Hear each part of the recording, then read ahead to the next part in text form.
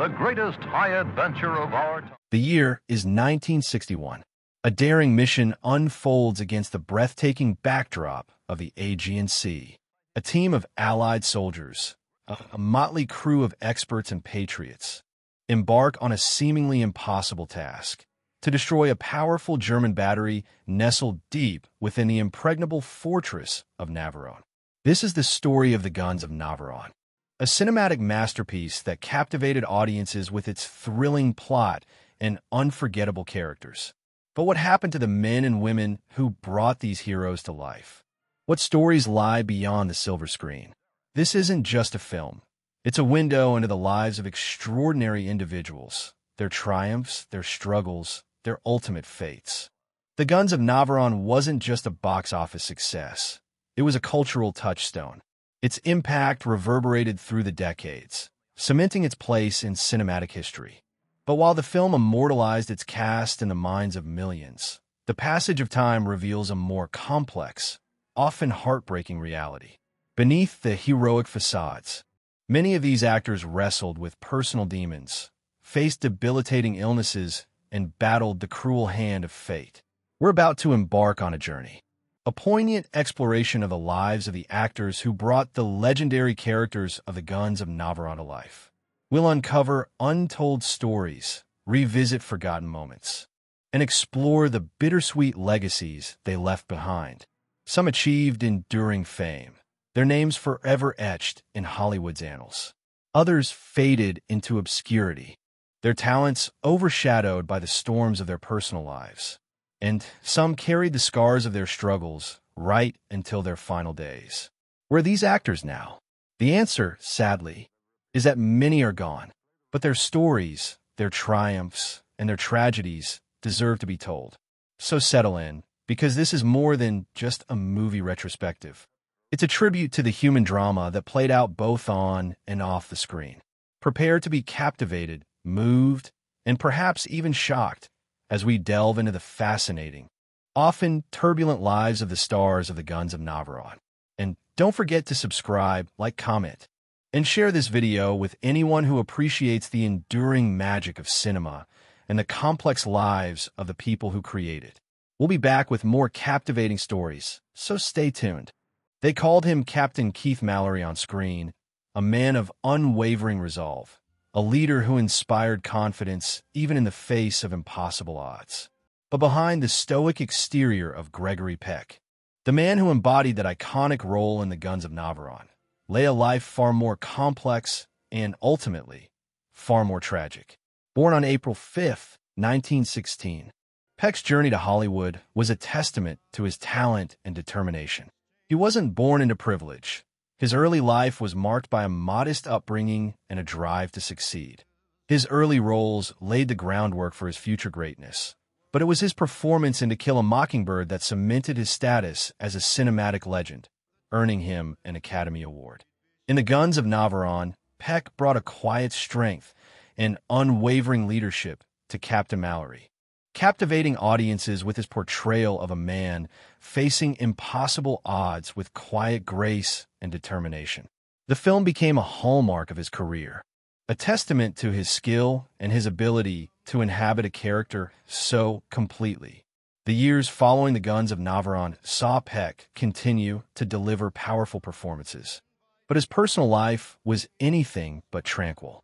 The pressures of maintaining his heroic image took a toll, creating a chasm in his marriage that ultimately ended in divorce. His later years were marked by a struggle with alcohol, a devastating horseback riding accident, and the slow erosion of his once substantial fortune due to mounting medical expenses.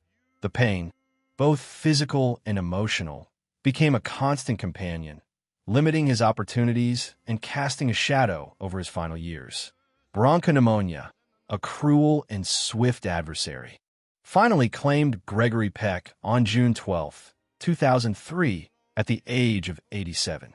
He left behind a legacy of unforgettable performances, but also a poignant reminder that even the most outwardly successful lives can be fraught with hidden struggles.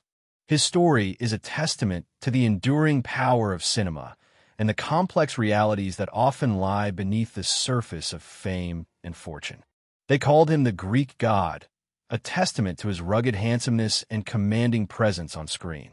Anthony Quinn, a name synonymous with intensity and passion, brought Colonel Andreas Stavros to life in The Guns of Navarone. His portrayal was electrifying, a whirlwind of fierce determination and quiet dignity. But behind the legendary warrior lay a tumultuous personal life, a stark contrast to the stoic heroism he projected onto the screen. Born in Chihuahua, Mexico, in 1915, Quinn's early life was far from glamorous. He worked odd jobs, honing his acting skills in community theater before eventually finding his way to Hollywood. His career trajectory was anything but predictable, punctuated by both critical acclaim and periods of relative obscurity. Before The Guns of Navarone, he'd already secured 2 Oscars for his work in Viva Zapata, 1952, and Lust for Life, 1956, demonstrating his versatility and range. His performance as the fiery Colonel Stavros, however, showcased a raw power that resonated deeply with audiences. The role solidified his status as a Hollywood heavyweight. Following The Guns of Navarone, Quinn continued to work steadily, albeit with a career that lacked the consistent momentum of his earlier years. He starred in numerous films, often portraying strong, often rebellious characters who mirrored his own tempestuous nature. But his personal life was a constant source of conflict. His marriages were marked by infidelity and intense emotional turmoil. An affair with his secretary ultimately ended his marriage to Yolanda Adalori. The emotional fallout from this, coupled with years of heavy drinking, led to a devastating car crash in 1978. The accident fractured his femur, leaving him dependent on painkillers and significantly impacting his ability to work. The subsequent years were a slow decline. His once substantial fortune, estimated at $20 million, dwindled due to inheritance disputes and a lifestyle that some might describe as hedonistic. His acting roles became less frequent, and the vibrant energy that once defined him on screen was gradually extinguished by the relentless grip of addiction. Respiratory failure, a direct consequence of his years of substance abuse, ultimately claimed his life on June 3, 2001, at the age of 86. Anthony Quinn left behind a cinematic legacy of immense proportions, but his personal life remained a poignant reminder of the complex battles fought beyond the glare of the spotlight. His story is a cautionary tale, a testament to the fragility of even the most celebrated lives. They called him the quintessential English gentleman, a man of effortless charm and impeccable manners. David Niven, a name synonymous with sophistication and grace, brought a unique blend of wit and heroism to the role of Captain Aris Papadakis in The Guns of Navarone. But behind the polished exterior lay a life far more complex than his on-screen persona suggested. Niven's early life was far from the glamorous world of Hollywood. Born in London to a military family, he experienced a privileged upbringing, yet his path to acting was anything but straightforward. He served in the British Army during World War II, an experience that profoundly shaped his outlook on life and would later inform his nuanced portrayal of Papadakis. His early career involved a mix of stage roles and minor film parts, gradually building his reputation for both comedic timing and dramatic intensity. In The Guns of Navarone, Niven's performance as Papadakis was nothing short of captivating. He embodied the character's quiet strength, unwavering resolve, and dry wit with a natural ease that added depth to the film's thrilling narrative. His portrayal was lauded by critics and audiences alike, further cementing his status as one of Hollywood's most respected actors.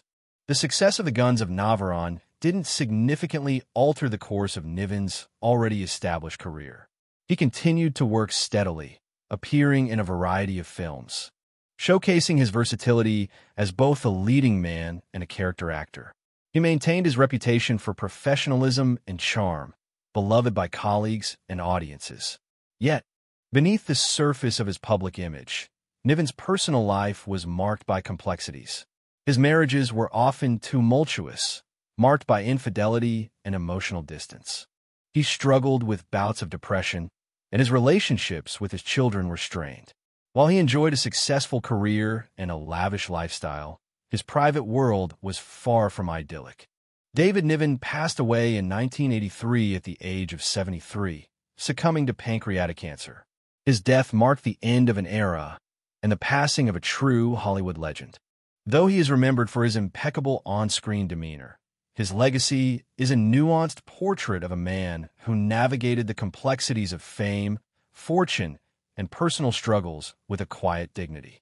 His story serves as a poignant reminder that even the most outwardly successful lives can harbor deep-seated challenges. They say a booming voice can fill a room, and in the case of James Robertson Justice, it could fill a whole movie theater. His portrayal of the gruff but ultimately kind-hearted Jensen in The Guns of Navarone is a testament to his commanding presence. But behind that powerful voice and imposing figure lay a life marked by profound loss and quiet sorrow. Born on June 15, 1907, Justice wasn't an overnight sensation. His journey to the screen was a long and winding one, marked by years on the stage and a slow but steady climb through the ranks of British cinema. Roles in films like Doctor in the House, 1954, showcased his comedic timing and ability to portray strong, memorable characters. His role in The Guns of Navarone, however, solidified his status as a familiar face to audiences worldwide. His Jensen, a commanding officer with a heart of gold, perfectly balanced authority and warmth, leaving an indelible mark on viewers. After Navarone, Justice continued to work steadily, though perhaps never reaching the same level of global recognition he experienced with the iconic war film. He continued to take on roles that suited his imposing physique and booming voice. However, the years following The Guns of Navarone were marred by a deep personal tragedy. The loss of his son created an unfillable void, driving a wedge between him and his wife, Irene von Mandorf. This grief, coupled with the pressures of maintaining his public image, led him down a path of alcohol abuse. A motorcycle accident in 1965 shattered his leg, plunging him further into despair. The chronic pain became a constant companion, affecting not only his mobility but also his mental well-being.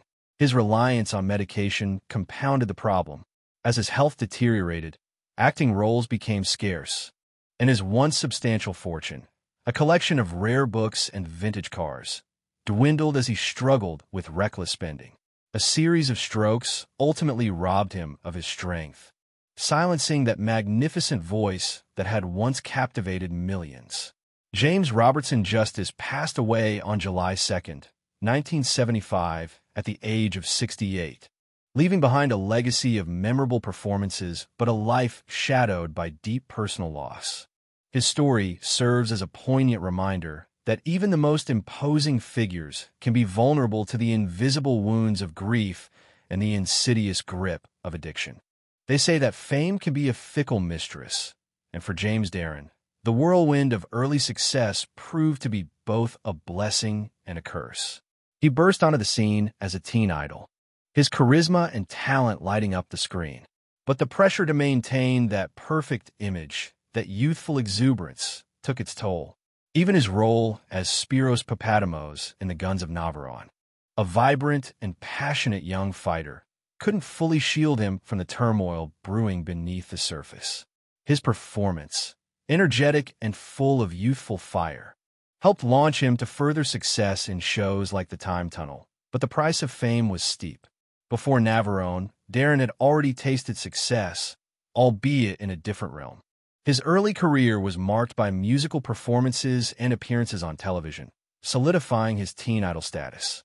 His transition to film was smooth, and The Guns of Navarone provided the perfect platform to showcase his acting abilities beyond his musical talent. He played Spiros with a convincing blend of naivety and courage, a character that resonated with audiences. Following Navarone, Darren continued to work steadily, though never quite reaching the same stratospheric heights of his teen years. He found roles in television and continued to perform musically. However, the relentless pressures of the entertainment industry, coupled with the internal struggles that often plague those in the spotlight, began to take their toll. His marriage to Gloria Tragically fractured under the strain of his demanding career and the constant scrutiny of the public eye. Alcohol became a crutch, a way to escape the relentless pressures. The inner turmoil manifested in a reckless lifestyle, ultimately culminating in a devastating motorcycle accident in 1990. The fractured arm was only the physical manifestation of a deeper, more pervasive injury, a spiraling descent into depression and medication dependency. The accident and its aftermath significantly hampered his acting prospects. The once vibrant energy that characterized his performances faded, replaced by a weariness that seeped into his screen presence. His $5 million fortune, a testament to his earlier success, gradually dwindled under the weight of medical expenses and a life lived on the edge. Heart problems eventually claimed him, a final curtain call on a life that was both dazzling and deeply troubled. James Darren passed away on September 2, 2024, at the age of 88. He leaves behind a legacy that is as varied and complex as the man himself, a talented performer, a teen idol, and a man who ultimately succumbed to the shadows that often accompany the bright lights of fame. His story serves as a poignant reminder of the human cost of chasing dreams in the unforgiving world of Hollywood. They say war leaves an indelible mark, a scar that time can't erase. For Percy Herbert, a man who played Sergeant Grogan in The Guns of Navarone, that mark was etched not just on his soul, but on the very fabric of his life. His portrayal of the hardened soldier, a man weathered by conflict, held a chilling realism, born from Herbert's own experiences as a prisoner of war. He understood Grogan's weariness, his quiet strength, his haunted gaze, because he'd seen it firsthand. Herbert's acting career, though marked by notable roles, never quite reached the stratospheric heights of some of his Guns of Navarone co-stars. Yet his dedication to his craft was undeniable. Before Navarone, he'd built a solid foundation in British theater and film, often cast in roles that reflected his rugged, no-nonsense demeanor. In The Guns of Navarone, Herbert's portrayal of Sergeant Grogan was subtly powerful. He didn't need grand pronouncements. His presence alone spoke volumes. The weight of his wartime experiences seeped into his performance, adding an undeniable layer of authenticity to the film. This wasn't just acting. It was a testament to a life lived on the edge. The post-Navarone years, however, were far from heroic. The trauma of war, the horrors he witnessed, cast a long shadow. He struggled to reconcile his past with his present, a struggle that strained his marriage to Amy Onions and created an emotional distance from his two children. The silence that consumed him after the war became a deafening roar in his personal life. Alcohol became his refuge, a temporary escape from the memories that relentlessly haunted him. Then, in 1970, a fall injured his back, plunging him into chronic pain and deepening his depression. The pain became a constant companion, a relentless reminder of a life lived in the shadow of conflict.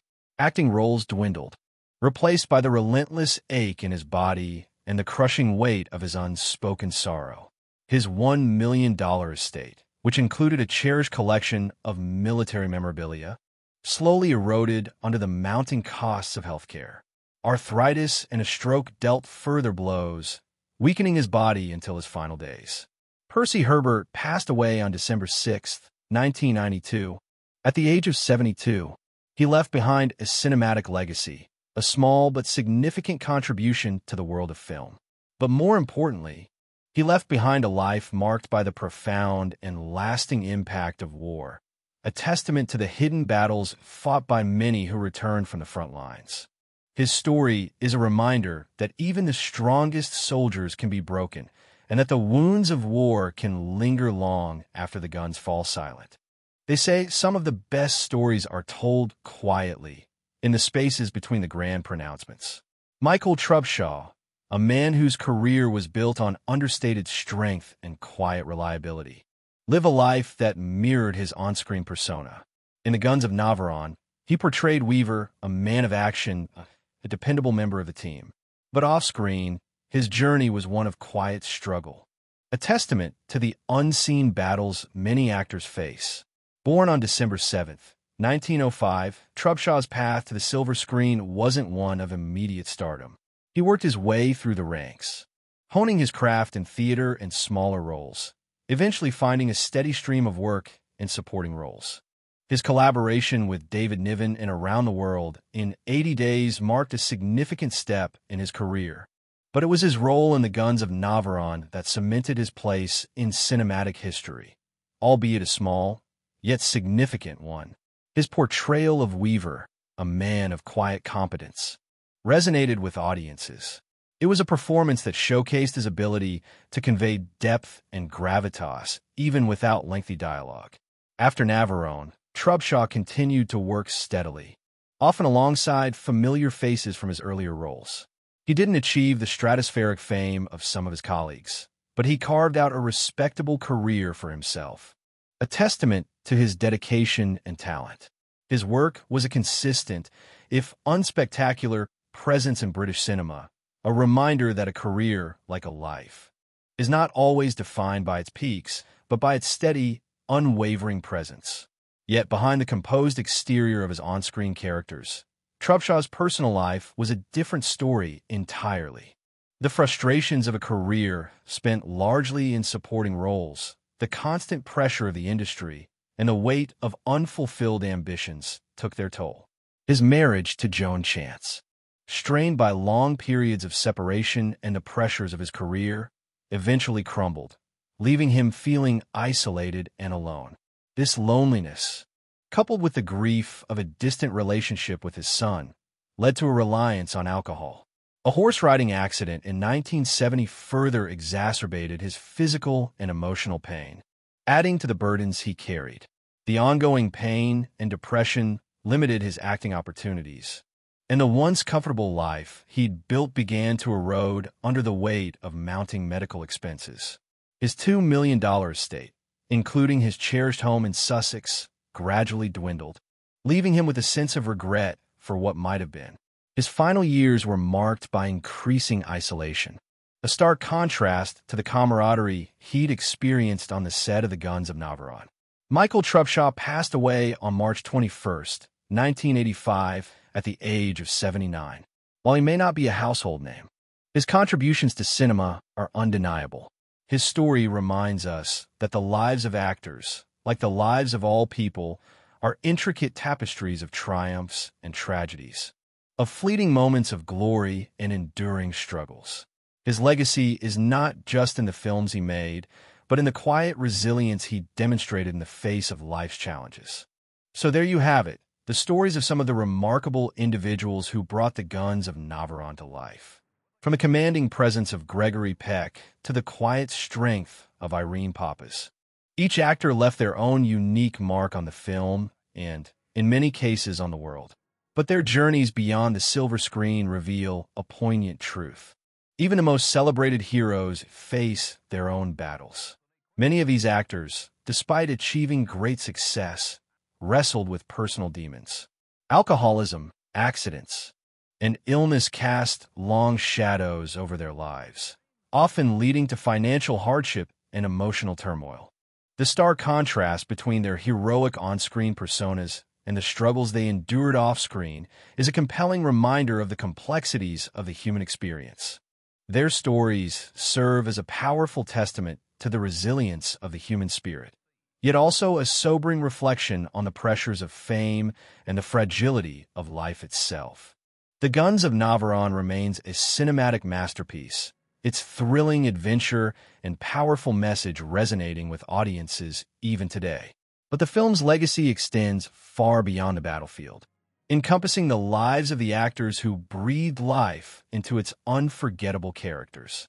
Some, like Gregory Peck, maintained their stardom, while others, like Gia Scala, had their careers tragically cut short. The enduring impact of The Guns of Navarone is undeniable, yet the stories of its actors serve as a reminder that even the brightest stars can fade, leaving behind a legacy that is both triumphant and bittersweet. This exploration of their lives, their triumphs, and their tragedies is a tribute not only to their talent, but also to their humanity. Their stories remind us that behind every iconic performance lies a complex and often challenging life. So what are your thoughts? Which actor's story resonated with you the most?